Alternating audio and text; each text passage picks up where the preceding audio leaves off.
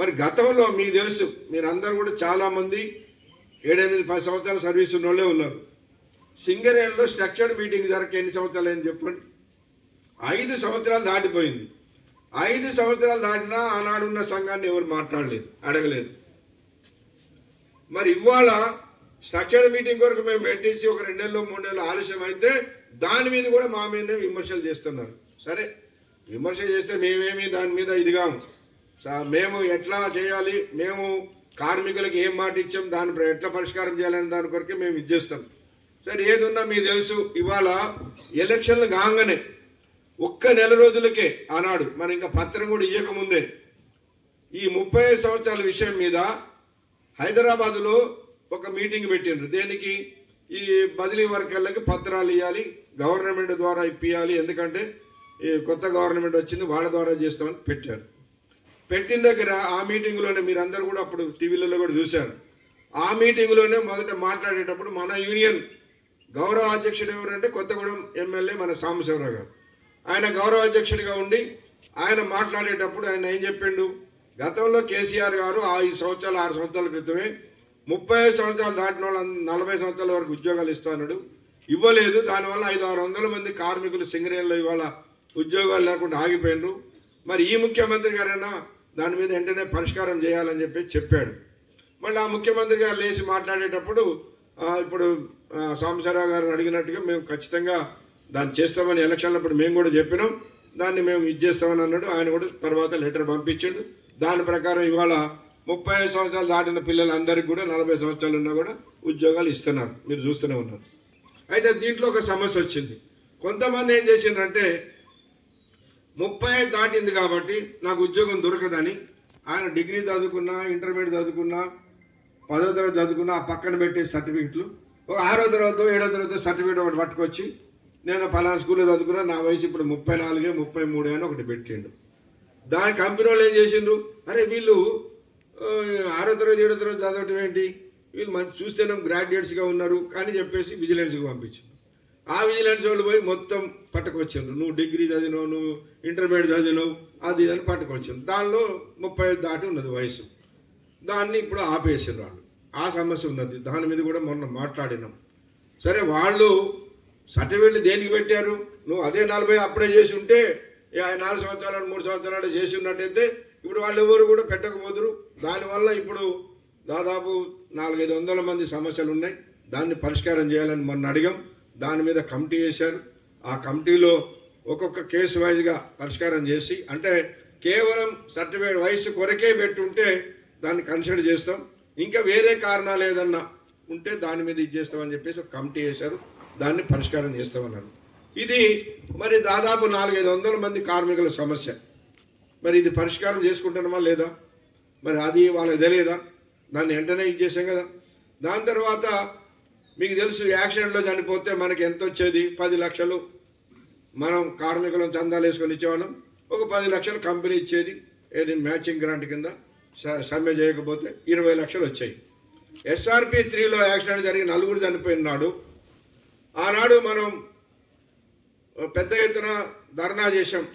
రాత్రి 1:30-2 గంటల దాకా కూడా శవాలు తీసేపోనీయకుండా, సాయంత్రం 5 గంటలకి 4 గంటలకే వచ్చిన శవాలని రాత్రిపూట దాకా తీసేపోనీయకుండా SRP 3 మీద ధర్నాలు చేసి ₹1 కోటి ఇవ్వాలి కార్మికులకు అని చెప్పేసి దాని మీద ఇచ్చేస్తే, సరే చివరికి కంపెనీ వాళ్ళు వచ్చి అప్పుడున్న గుర్తింపు సంఘం వచ్చి మేము మాట్లాడతాం అది అని చెప్పారు. సరే మంచిదని చివరికి శవాలు తీసేపోయారు, కానీ పరిష్కారం కాలేదు.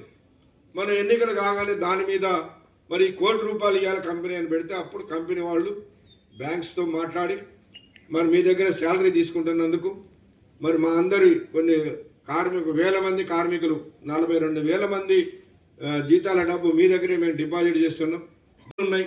ఏదైనా చేతగాని వాళ్ళు ఉంటారు, బాయ్ మీద పిడి సెక్రటరీ వాళ్ళు వీళ్ళు సార్ ఈయనకి కావట్లేదంటే ఈయనకు 10 రోజులు 4 రోజులు 2 నెలలు డెప్యుటేషన్ ఇస్తాడు. అదేం లేదు, ఇప్పుడు అంత పైనుంచే అక్కడి నుంచే డెప్యుటేషన్లు జూనియర్ అదే కదా ఆనాడు. ఇప్పుడు టీఆర్ఎస్ ఇప్పుడు ఓడిపోయింది రాష్ట్రంలో వాస్తవమే, కానీ దగ్గరగా చాలా చోట్ల వాళ్ళు కూడా గెలిచారు. కానీ సింగరేణి ప్రాంతంలో 11 ఎమ్మెల్యేలు ఉంటే 11 మంది టీఆర్ఎస్ ఓడిపోయింది. ఎందుకు పోయింది చెప్పండి? ఈ రాజకీయ జోక్యం చేయబట్టే కదా. ఏమున్నా నా ఓడికి నా కార్యకర్త నా ఓడు నాకు ఓటేసి లేకపోతే నువ్వు ఏదో చేసి దందా చేసి వాళ్ళకి మీద పెట్టించి వాళ్ళకి క్వార్టర్లు ఇచ్చేస్తే ఆనాడు కార్మికులందరూ వ్యతిరేకించారు. మరి ఈనాడు అదే పరిస్థితి కొనసాగితే ఎట్లా? దాన్ని మేము వ్యతిరేకిస్తాం. నిన్న మేము చెప్పినాం కమిటీలో కూడా స్పష్టంగా, మీరు గుర్తింపు సంఘం ఉన్నది లేదా కొన్ని చోట్ల ప్రాతినిధ్య సంఘం ఉంది. ఐఎన్టీసీ కొన్ని చోట్ల గెలిచింది. మీరు అక్కడ ఐఎన్టీసీ చెప్పింది మీరు చేస్తారు, మాకేం అభ్యంతరం లేదు. ఎందుకంటే వాళ్ళు అక్కడ గెలిచారు. ఇప్పుడు RG3లో వాళ్ళు గెలిచారు, వాళ్ళు చెప్పింది మీరు చేస్తారు. కానీ గెలవని చోట కూడా మరి అన్ని రాజకీయ జోక్యం చేసుకొని రాజకీయ నాయకులే చేసేది ఎలక్షన్లు ఎందుకు పెట్టారు సింగరేణిలో చెప్పండి? మీరు ఏ గవర్నమెంట్ ఉంటే వాళ్ళ దగ్గర ఇక్కడ ఉంటుంది సింగరేణిలో అంటే పోనీయండి, ఎవడొస్తే వాళ్ళు చేస్తారు, కార్మికులు చేస్తారు. అట్లా ఉంటుందా? చట్టం ఉన్నదా? అది కార్మిక చట్టంలోనే ఉన్నది. నువ్వు ఎక్కడ మొత్తం నువ్వు దేశంలోనే మొత్తం నాయకత్వం గవర్నమెంట్ ఉండొచ్చు, మొత్తం అన్ని రాష్ట్రాల్లో ఉండొచ్చు. కానీ కార్మిక సంఘాలు ఉంటే కార్మిక సంఘాలతోటే చేయాలి. ఈ కార్మికులు ఏ యూనియన్ గెలిపించుకుంటే ఆ యూనియన్కి చేయాలి. ఇదేంటిది? ఇక అధికారులు కూడా ఎట్లా అయిపోయారంటే ఇంకా వాడు చెప్పింది చేయకపోతే నన్ను ట్రాన్స్ఫర్ చేస్తాడు, నన్ను నీ పోస్ట్ కొరకు నువ్వు ఇష్టం వచ్చినట్టుగా ఇల్లీగల్గా అన్ని ఇచ్చేస్తావా? ఇంకొక సమస్య వచ్చింది. ఇప్పుడు మనకి మహిళలు వచ్చారు, సరే అది మనం ఆపలేము. ఎందుకంటే అది ఒకప్పుడు మన వాళ్ళకి ఆడవాళ్ళకి పనులు లేవు, ఏదన్నా మైన్ యాక్సిడెంట్లో చచ్చిపోతేనో అదో ఇదో అయితే ఇచ్చేటోళ్ళు. తర్వాత కోర్టు ఏం చేసింది, హైకోర్టు ఏం చేసింది, వివక్షత ఉండకూడదు, ఆడవాళ్ళైనా మగవాళ్ళైనా పెట్టాల్సిందే, తీసుకోవాల్సిందే ఉద్యోగాలు అన్నారు. కంపెనీ ఏం చేయలేదు, దానికి చట్ట ప్రకారం వచ్చింది కాబట్టి వాళ్ళు తీసుకుంటున్నారు. హైకోర్టు జడ్జిమెంట్ అది తీసుకుంటున్నారు. తీసుకుంటే ఇప్పుడు ప్రాబ్లమ్స్ ఏంటిది? సరే మహిళలు కాబట్టి వాళ్ళని మీద పెట్టాలని. మరి మీద పెడితే ఇప్పుడు దాకా 10 సంవత్సరాలు 20 సంవత్సరాలు ఆయన పనిచేసిండు అక్కడ, ఇంకా రిటైర్మెంట్కి దగ్గర ఉన్నాడు. మరి ఇప్పుడు ఆయన బావిలోకి పోవాలా? కొత్తగా వచ్చే పోస్ట్ పెట్టుకోండి, మాకేం అభ్యంతరం లేదు. ఇప్పుడు వాళ్ళు కొన్ని పోస్టులు గుర్తించింది కంపెనీ, ఈ పోస్టులు మహిళలకి చేస్తా ఉన్నారు. ఎప్పుడు వాళ్ళు ఇప్పుడు చేసిన వాళ్ళు లేకపోతే నువ్వు వాళ్ళని పెట్టు కొత్తగా తీసుకొచ్చి. కానీ ఇప్పుడు 10 సంవత్సరాలు 5 సంవత్సరాలు పని చేసినట్టు వాళ్ళను బావిలో పోమను అని వీళ్ళని పెడతామంటే న్యాయం అవుతుందా? మహిళలు కూడా మన పిల్లలే, మన కార్మికుల పిల్లలే, బయట వాళ్ళు ఎవ్వరు రాలా. ఇప్పుడు మనోళ్ళు అంటున్నారు ఈ ఆడవాళ్ళు తీసుకుంటే, మరి ఎవరు మనోళ్ళే పెట్టుకుంటున్నారు కదా. మరి మనోళ్ళని పెట్టుకున్నప్పుడు మనమైతే కాదనలేము, దాన్ని చట్టంలో ఉన్నది కదా. కాబట్టి సరే కల్పించాలి. రేపు మన అమ్మాయి రేపు అపాయింట్మెంట్ కావచ్చు. మనం మానవతా దృక్పథంతో ఆలోచన చేయాలి.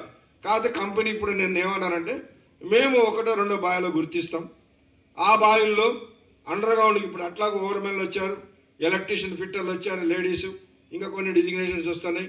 వాళ్ళని కూడా ఒక్కళ్ళని పంపించకూడదు కాబట్టి కనీసం 3 కలిపి పంపించాలి. కాబట్టి ఈ మహిళలను కూడా వాళ్ళకి తోడిచ్చి ఆ మనిషికి ఒక షిఫ్ట్ అయితే మేము ముందు ట్రయల్ బేసిస్లో ఒక బావిలో చేస్తాం.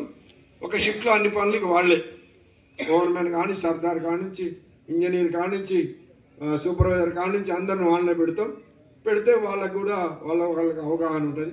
ఇప్పుడు వేరే వాళ్ళని పంపిస్తే కొన్ని గొడవలు అవుతున్నాయి, మీకు తెలుసు కదా. అటు ఉండొచ్చు, తప్పు ఇటు ఉండొచ్చు, ఏదో ఒకటి జరుగుతున్నాయి. కాబట్టి మనం ఇవన్నీ లేకుండా చేద్దామని అన్నారు.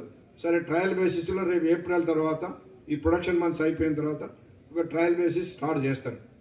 ఒక్కొక్క రీజన్కి లేకపోతే సింగరేణి మొత్తంలో ఒక మైండ్ని ఐడెంటిఫై చేస్తాం, ఒక షిఫ్ట్ని ఐడెంటిఫై చేస్తాం, జనరల్ షిఫ్ట్ వాళ్ళందరూ పెట్టేటట్టుగా చూస్తామని అంటున్నారు. ఇంకా రాను ఇంకా పెరుగుతారు కానీ తగ్గరు. ఇప్పుడు చాలా మంది మైనింగ్ చదువుకుంటున్నారు. ఒకప్పుడు ఆడపిల్లలు మైనింగ్ పోవడానికి సిద్ధపడేటోళ్ళు కాదు.